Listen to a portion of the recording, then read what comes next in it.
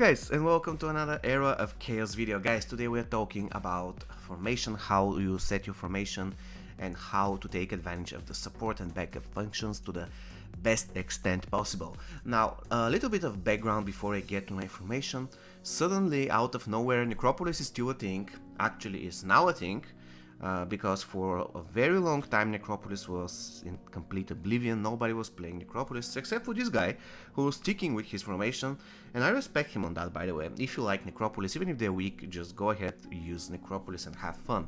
Now, he has really strong Dread Knight, as you can see, 6 stars weapon awakened, and he has some pretty good as part of an assassin emblems, and also recently he acquired Dark Champion 6 stars, which is a bit problem for me. Basically, he can teleport and he can slaughter my backline.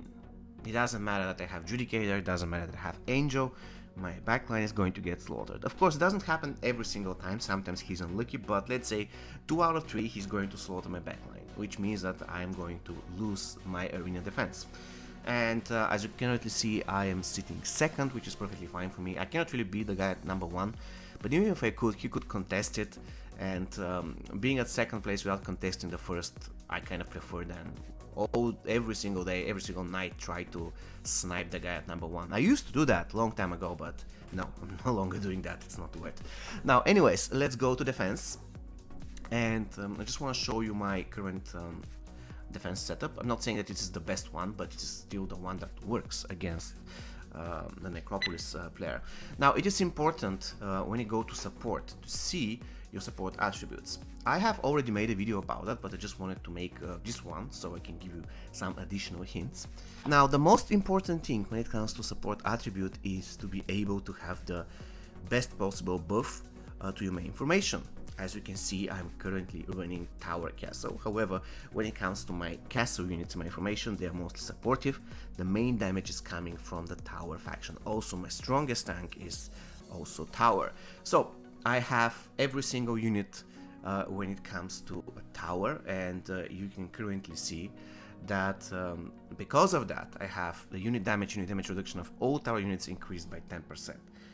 On top of that, you have to identify who is your main damage dealer. In my case, this is my Giant. This is the reason why I have Caster level 3. And because of that, at level 3 support attributes of the Caster, it gives the following. When one of your heroes casts a spell, increases the unit damage of your spellcast units by 5% for 4 seconds, stacks up to 5 times. So my Giant is going to get stronger and stronger as the game progresses, and this is perfectly fine for me. This is all about Astro in general. He relies on sustain. Divine Descendant, that is really important against my current main enemy, let's go this way, because at level 3 it gives, let me scroll down, increase the unit damage reduction of Divine Descendant units by 10%, and effectiveness doubles when facing Magic Emissary units. Now, which are the Magic Emissary units, you ask, and I'm just going to answer this question in a second. Where is my Dread Knight? He's kind of weak, so he should be somewhere here. Alright, I just put him in my formation. If I scroll all the way down, as you can see, who are my main Magic Emissaries.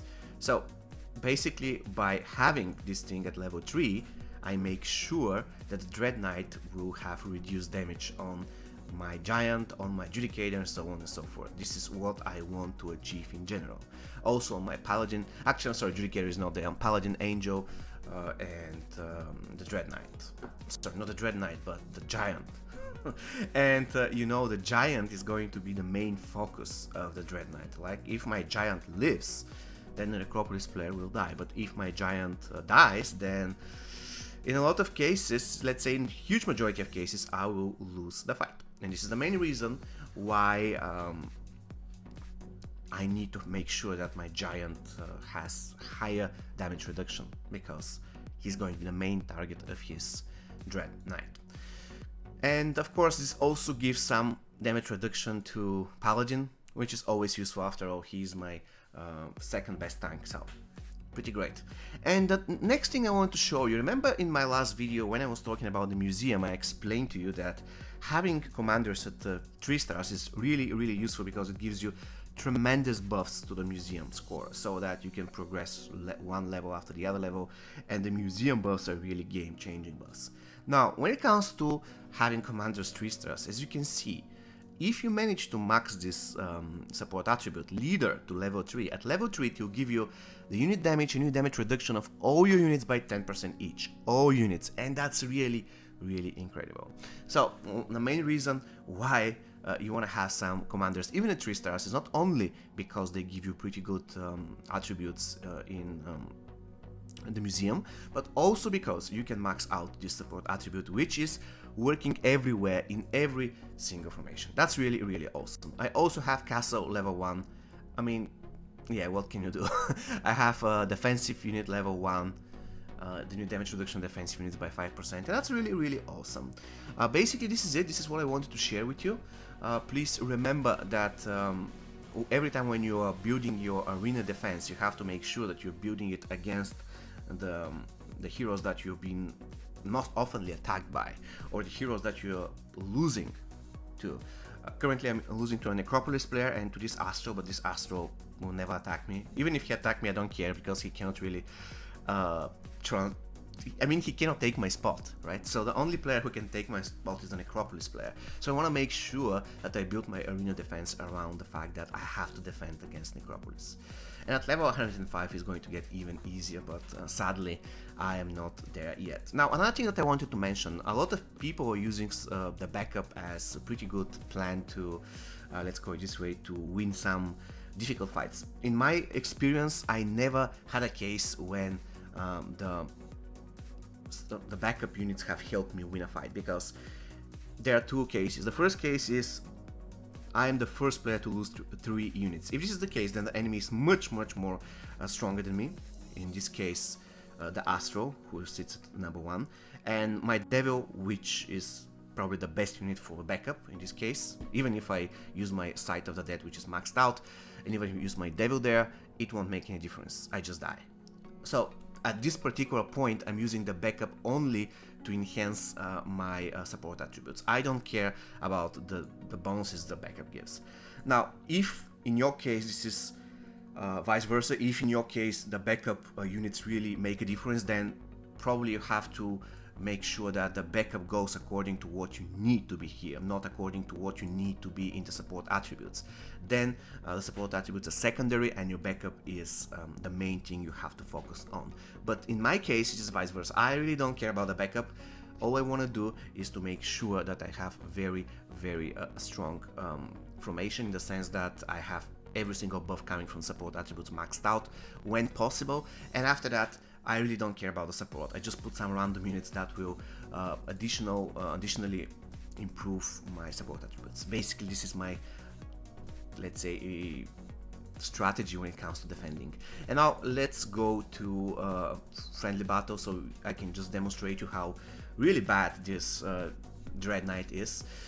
And I have some other setup here. It doesn't matter. What I would do is I will do like this, and I also am going to show you that almost everything is the same. Since this is my training area, I have some differences, but at the end of the day, I want to have Divine Descendant and Leader level 2. Let me just change that to level 3. What am I missing here? Let me see. I'm missing something. Oh yeah, I know what I'm missing. Yeah, of course. I am missing my Seer, so I'm going to include her right here.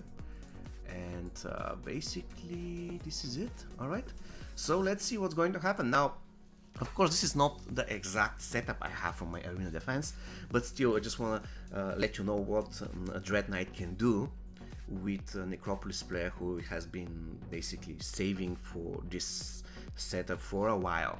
Now, at some point he's going to teleport to my... yeah, look at this. And now I have to kill him immediately, and unfortunately I can't. He goes into this, I don't know, state of invulnerability, and now he's going to get there again. Every single unit on my backline is trying to kill him, but unfortunately I'm almost there, but I'm not actually there, and now finally the Dread Knight dies. This is how strong he is, and if you don't have, let's say, a lot of units to counter him, then he's going to slaughter your backline. And even considering the fact that you might have Judicator and stuff, it won't help you, because this guy is incredibly difficult to kill. So basically, this is going to be all from me for today. I really hope you found this video useful. See you next time, guys. Take care and stay safe.